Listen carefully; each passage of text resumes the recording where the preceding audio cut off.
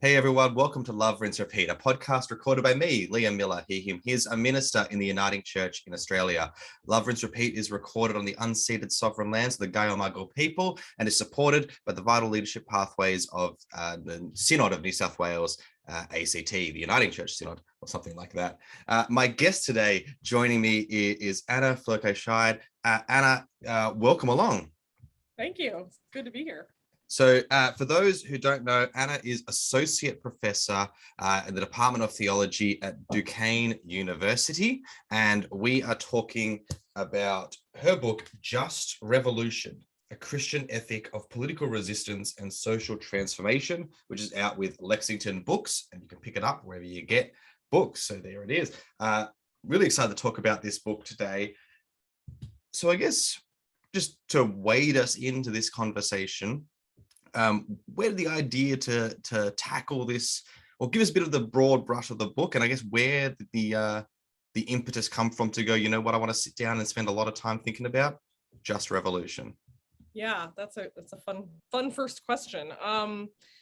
So I remember learning about the just war tradition in my master's program, and thinking really early on, this is interesting, but it really is sort of biased in favor of powerful nation states, right? Something like you have to have a legitimate authority, really kind of, and the idea that legitimate authority is sort of like instantiated through a government of some kind. Historically it had to be the king or the monarch or the emperor. And thinking kind of, okay, well, that's definitely not got sort of a preferential option for the oppressed or anything like that going on there. And I remember asking a few professors, well, what would happen if, we were talking more about revolutionary groups or groups that were trying to, overthrow their own governments, right, because of oppression. And there just weren't answers out there at the time about it. People would kind of go, okay, yeah, I hear the problem, but I don't have a solution. And I really went into my doctoral program knowing that this was like exactly the question I wanted to pursue, right? So what is an ethical way for severely oppressed people to free themselves, liberate themselves from that oppression? And so then I got introduced to the just peacemaking theory, which is sort of the first part of the book. I had already been introduced to the just war tradition, and I knew that was going to be a real challenge to kind of try to rethink those criteria.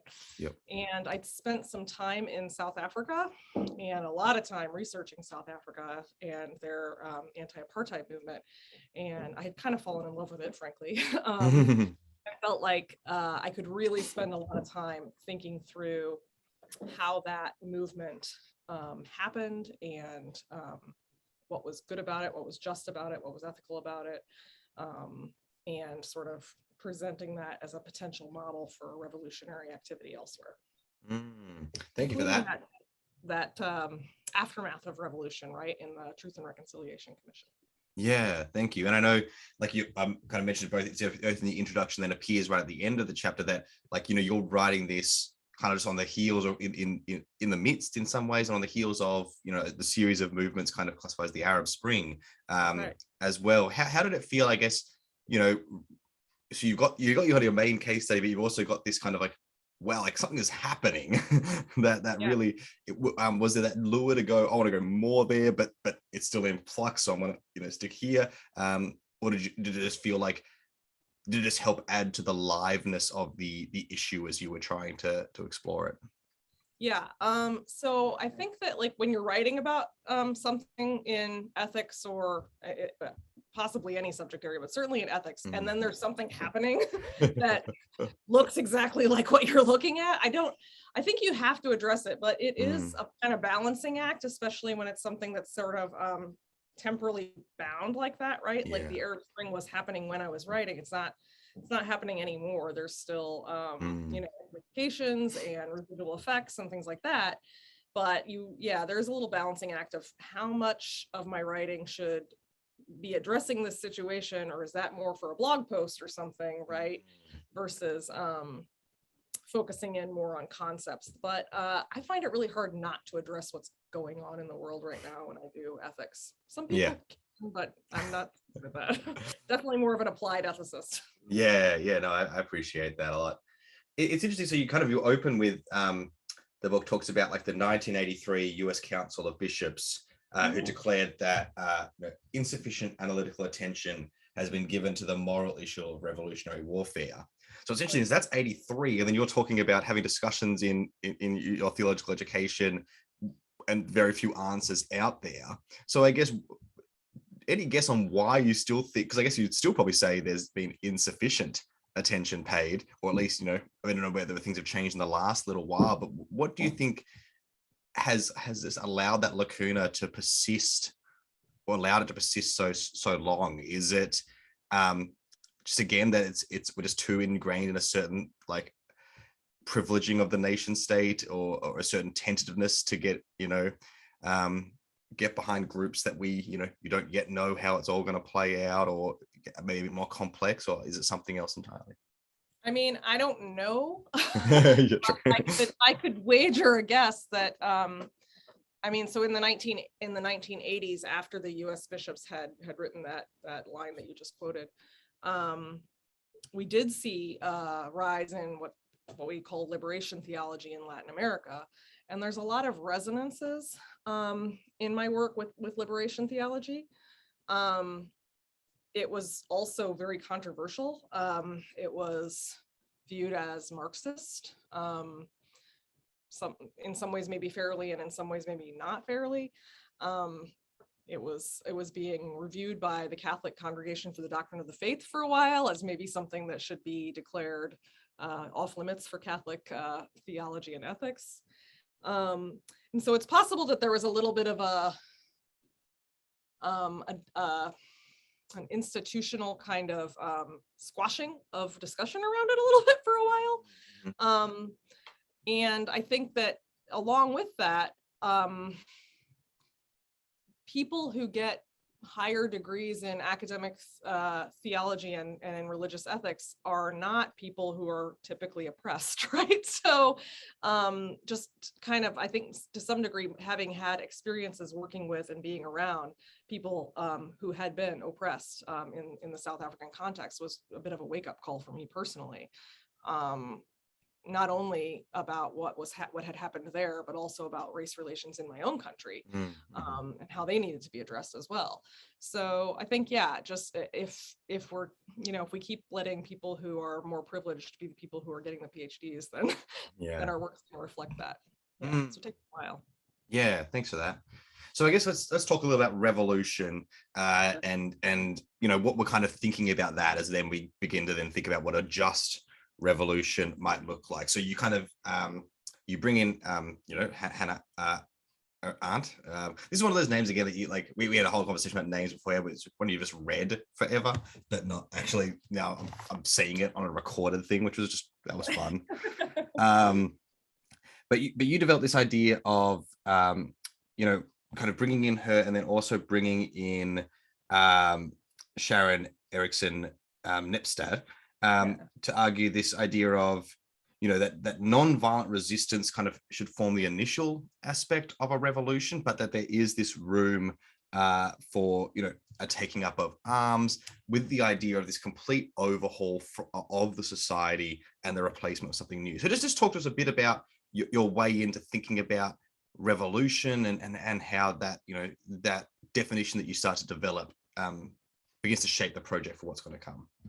Yeah, so what I love about Hannah Arendt is she's really specific, like her understanding of revolution is,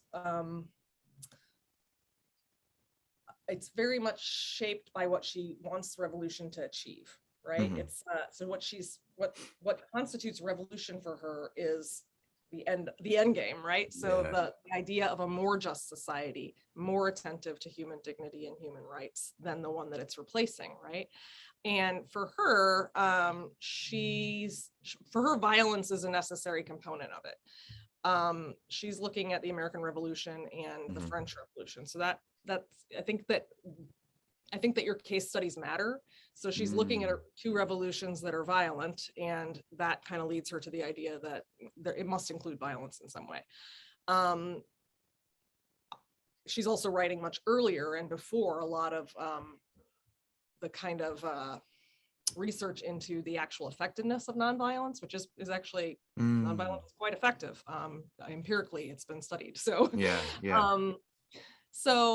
Sharon Erickson Nepstadt kind of comes in and shows us several case studies where she is pointing out how the nonviolent approaches tended to be more effective in certain cases than the violent approaches. And she's also building on some research from a few folks who are American sociologists named Maria Stephan and Erica Chenoweth, who I don't know if you or your listeners have heard of these two folks, but they're people who've done a lot of work studying nonviolent direct action and its effectiveness, and they find that it's typically more effective than violent resistance. So all that said,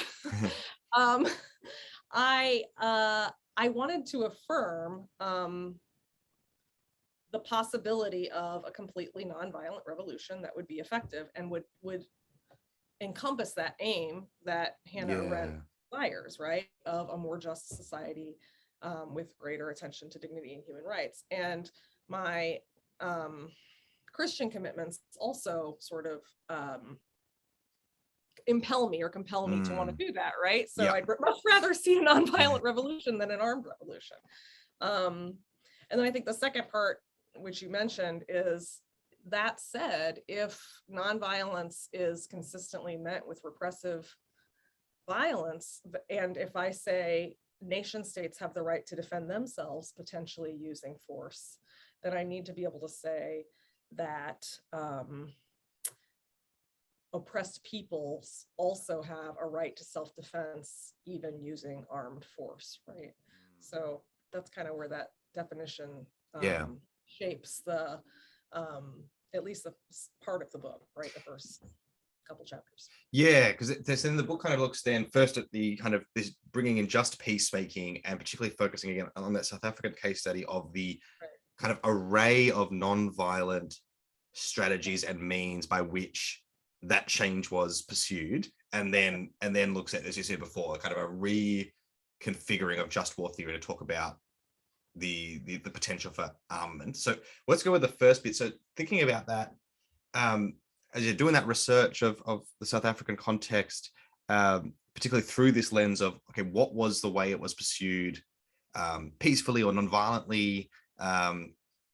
What were some of the things that you kind of found there that, like, were particularly either fruitful or fascinating or surprising in that way of thinking it through the South African context? Because as you say earlier in the book, lots has been written about the South African march toward of the anti-apartheid movement. What was it like looking at it through this lens of this just peacemaking, and what kind of did you find as you work through that section of the book? Oh, good question. Well, I will say, I think one of the lasting impressions that I have from working on that section of the book is that nonviolent political resistance is more than nonviolent direct action. So nonviolent direct action, where we protest or we boycott or we march, those are super important and often effective tools, right, in the nonviolent political resistance toolbox, right? But in the South African context, they were quite organized and smart. They documented what they wanted. So, in the US, at least right now, we see a lot of protests where people say, what do these people want, right? Like, what are the demands? What are you asking for? And I think that's a good lesson that comes out of South Africa. Like, if you are going to protest, be sure you know why you're protesting. What do you want to see happen here, and make that public. So the documentation on the kinds of human rights adjustments that they wanted was there. People came together in huge congresses and voted on these things, right? So they were actually enacting the kind of democracy they wanted amongst themselves, even before the government was overturned.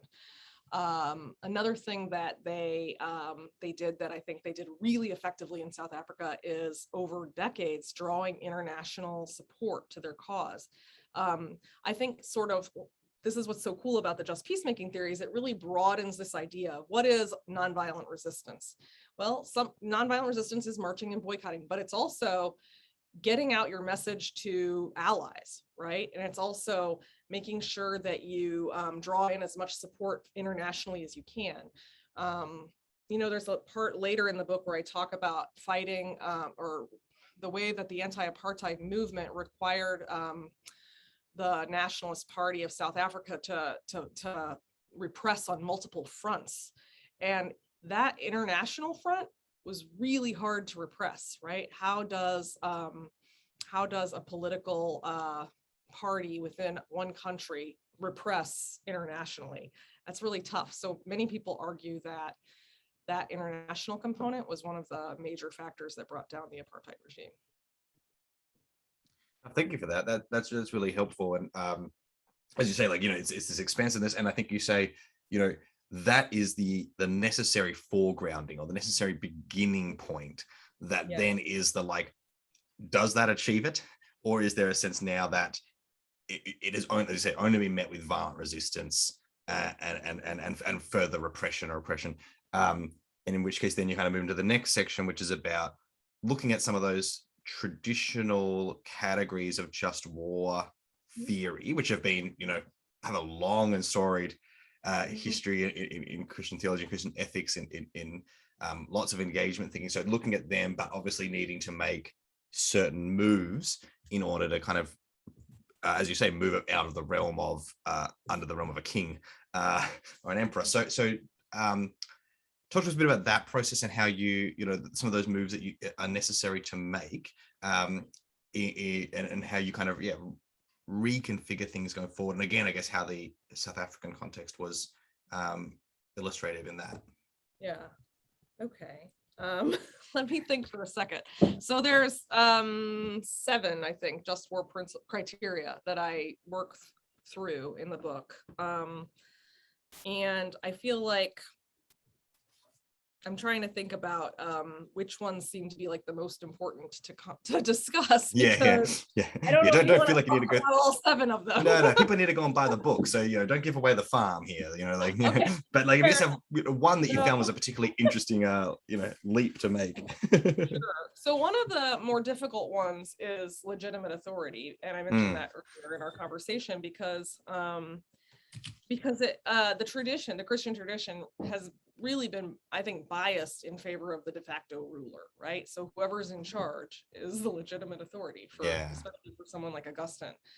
Thomas Aquinas comes along later and he's like, well, they have to be actually concerned with the common good to be legitimate, which helps us a lot as we're trying to like revise this today. But for both of them, God might even purposefully put in a tyrant to punish a wayward people, right? That's at least not the theological perspective I want to have when it comes to people living under severe repression today. And so I talk about legitimate authority in terms of that organization operating in a repressive or oppressive context that seems to encourage people's political participation, that seems to have the consent and support of the people, and that is dedicated only to using force in order to pursue justice as opposed to maintaining its own power, right? So in terms of the South African context, I look at the ANC as the legitimate authority in that context, the African National Congress, which for people who don't know is the sort of political party that was Nelson Mandela's political party that he was the president of prior to his incarceration by the regime. So encouraging the people's political participation. So in a revolutionary context, the people are already trying to participate. You wouldn't have a revolution if you didn't have that participation. So who's encouraging that broad participation? Who's squashing it, right? Yes. So if a regime is squashing it, they're not a legitimate authority unless you're sort of enabling democratic participation. I don't think you can be a legitimate authority. The consent and support of the people. So who do the people seem to be saying, we're with this person, they're with us? And in some ways, this is an aftermath argument, but the ANC overwhelmingly wins the first election. So it's clear that they have huge popular support. And then finally, using force to pursue justice as opposed to maintaining their own power. as the ANC does start to form its armed militia wing, Mkhonto we Sizwe, they are very careful to gradually escalate force, to start with things like sabotage, which don't incur any loss of life.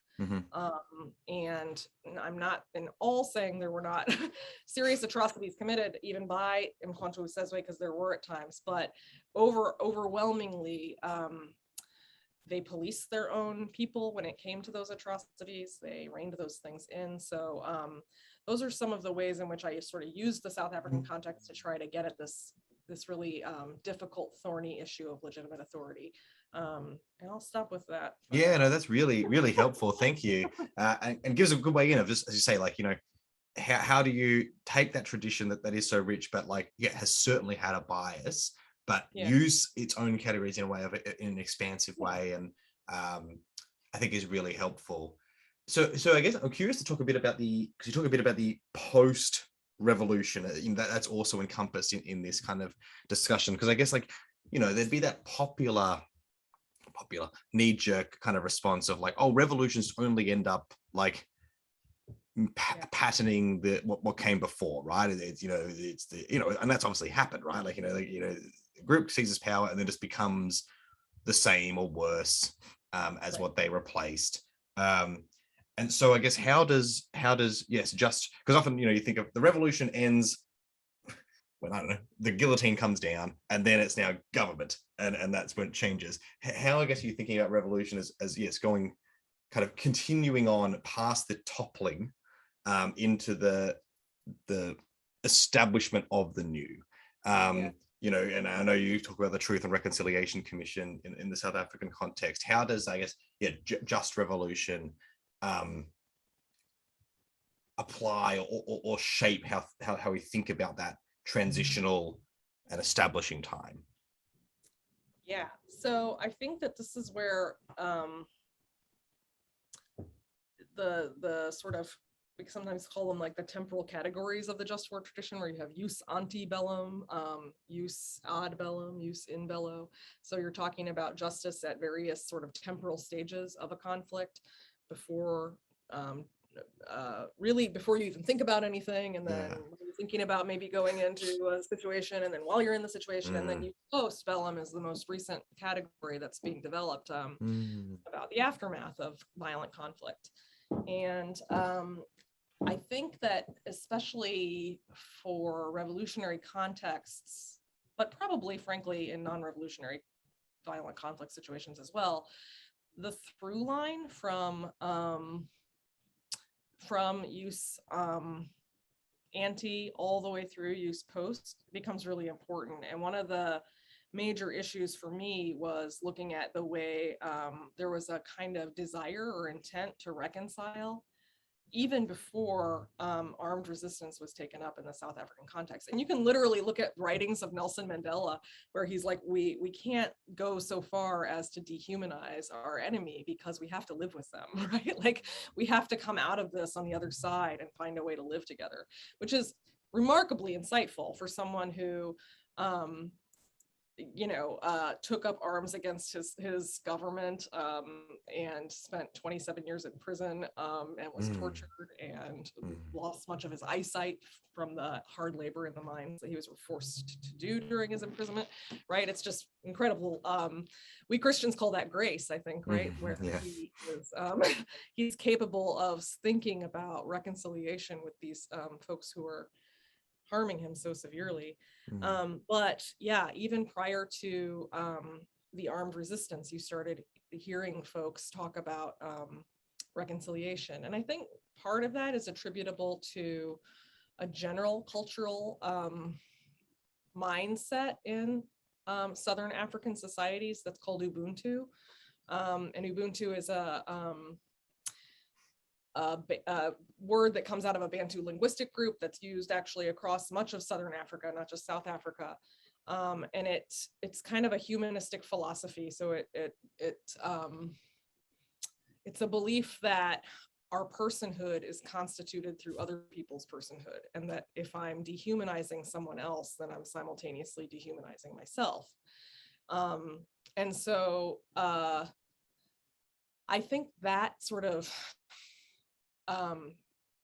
already present cultural mindset among so many people in that part of the world helped a lot with this desire to break cycles of violence and not just sort of have a situation where we're going to take over and oppress you white people in the same way that you've done to us. I mean, if anything, I think it's arguable that the governments of South Africa since independence or since freedom haven't done enough to sort of re-empower Black communities there, right? And haven't done enough in terms of land redistribution and things like that. But yeah, that Ubuntu piece seems really important. Thank you for that. So it's interesting. So the book, as you say, in that last chapter, you're kind of, wrestling with what was going on a little bit at the time, like offering a little bit of thought into that. Now, at the time then is not at the time now, right? So it's interesting. So the book was published in 2015. Right. I'm not sure at what point exactly you were writing it, but sometime a little before that. And it's scarily 2021 now. So decent amount of time between that, which both, I guess, informs, the Arab Spring, but also totally other things have happened. As you say, thinking about your experience in South Africa made you think differently about living in the US and over the last few years, the last couple of years, in the proliferation and expansion of the Black Lives Matter movement and uprisings around that. We saw, what some might have categorized as a revolutionary seize on the US Capitol. We've seen a lot of different things, in this time. And I guess it's always interesting when as you continue to reflect on a book and a project and going forward, how it all has, having this book and this research in your background, and the resources that come from doing this, have done this work, shaped, I guess, and pick anything from what I've just kind of outlined, how you've kind of approached, responded to, viewed some of the things that have been happening since, Yeah, it's such a huge and heavy question. Certainly, I mean, I think in my own context, the contrast between what we're now calling the January 6th insurrection, which was the violent assault on the US Capitol while the lawmakers were in the process of what should normally be the peaceful transition of power, but we didn't get that this time. The contrast between that and the Black Lives Matter movement, which despite a lot of, I think, media that sort of zeroes in on moments of violence, has been overwhelmingly peaceful.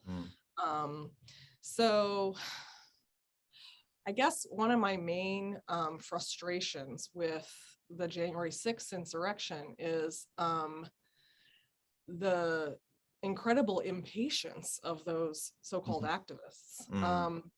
Black folks in this country have been protesting, resisting, organizing politically for decades and even centuries in order to, meet what I think are just ends. And the January 6th folks, it took them all of about 3 or 4 weeks to go from, maybe some online chatter of, I don't know, a few nonviolent protests, but where they still brought guns with them. Right. And used them, but they brought them with them, to the attempt to violently overthrow the election. There's no way that is a just revolution within a Christian framework, at least, which is the folks who carried out that action, many of them see themselves as Christians. It's really disturbing, because if you watch videos of the January 6th insurrection, they're thanking Jesus for for having gotten in and having gotten past the police, and it's really, again, it's just super disturbing. But despite the fact that unarmed Black folks are being killed by representatives of the state, and are still maintaining largely nonviolent protests, it's remarkable to then contrast that with the January 6th terrorists, rioters, whatever we are calling them, who, without having anybody be be physically harmed in their group, took up arms and killed many, people that day, resulting in the death of one of their own supporters as well. It's shocking. Shocking. And it strikes me as a moral tantrum and quite childish, frankly. But childish with guns, which is unfortunately how we roll here in the U.S. It's pretty disturbing. Thank you for that. Like, yes, I think that's a very, very helpful way of, again, showing how this is, an applicable way of thinking about the ethics of how we respond in these situations, which is really helpful. So, I guess thinking about this as a bit of you were trying to respond to a lacuna, trying to respond to a gap in what you saw. As people, if hopefully people can, whenever we do these things, people continue to think about it and wrestle with these ideas of a just revolution. But again, it's probably something I've only seen, like I've seen this book, and I know one work I read on Nat Turner, applied a bit of a just revolution ethic. I guess, what are your thoughts on how you'd hope to see people continue to wrestle with this idea of, the just war tradition, the just peacemaking movement that has been developing much more recently, and your contribution to just revolution? What would your hope be as this kind of people continue to think about this? Is it just it can just be simple, people keep thinking about this, but I guess, if it's almost like that thing of we're when you write a book, you can only cover so much, and we don't necessarily have the time and attention to go, I'm going to keep exploring all the corners, but you're like, this aspect that I couldn't do, people definitely should. Anything like that? Yeah, so I'm not sure if I'm fully getting at your question here, but so here's some random thoughts. I mean, again, a lot of this is true in my context in the US. So if it's not true in your context or other people's contexts, then I'd love to hear about that, I guess. But in my own context, I think that for about a decade, we've been struggling with misunderstanding civil disobedience. We've been struggling with misnaming violence. For example, there are folks who will say, well, you've blocked this road, that is violent, right? You protesters have blocked this road, that is violent. And so I think we're starting to have to wrestle as ethicists with what are the ethics of nonviolent struggle, right? Like, what are the when can you shut down a road, and when should you really not shut down a road?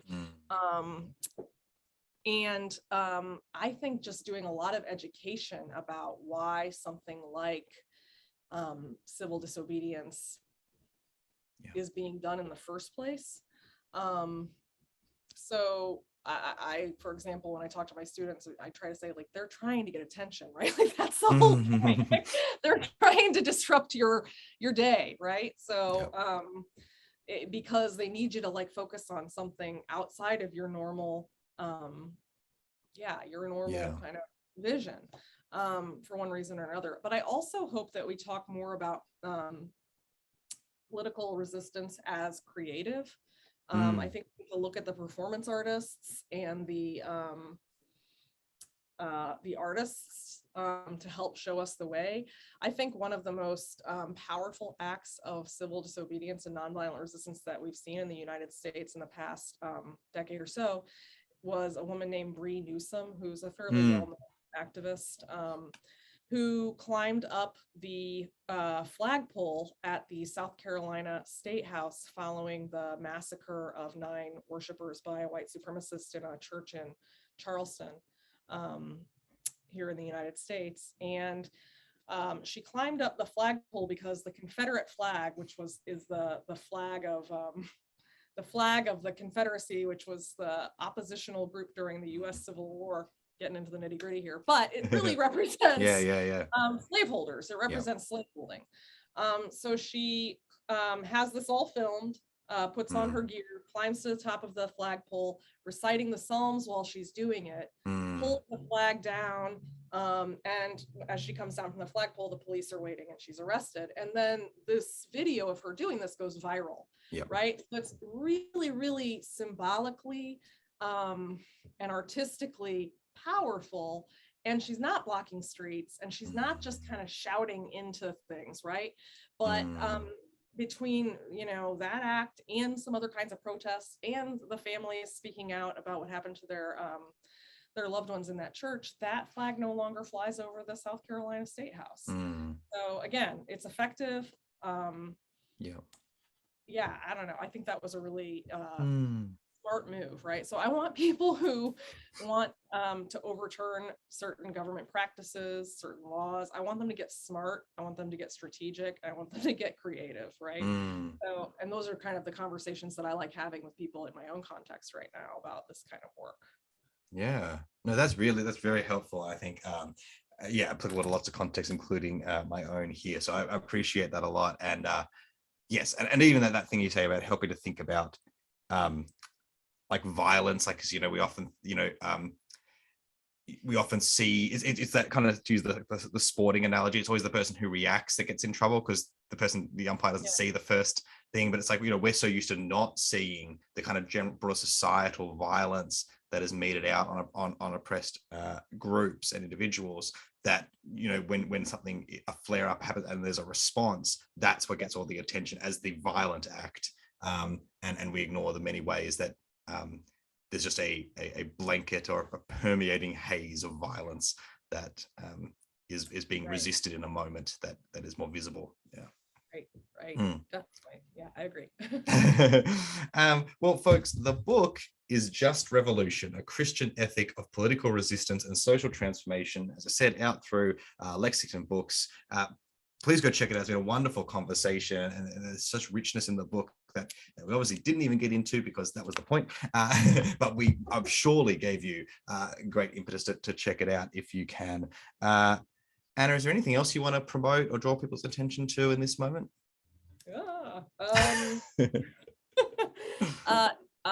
I don't think so, but thanks for offering. I will say, on the issues of kind of what makes ethical, nonviolent political resistance in the here and now around some of these issues we've been talking about, that a colleague of mine and I are currently working on that that kind of project, and maybe I'll let you know when it comes out. Yes, please do. We'll have to get you both on to talk about it, because that'll be great.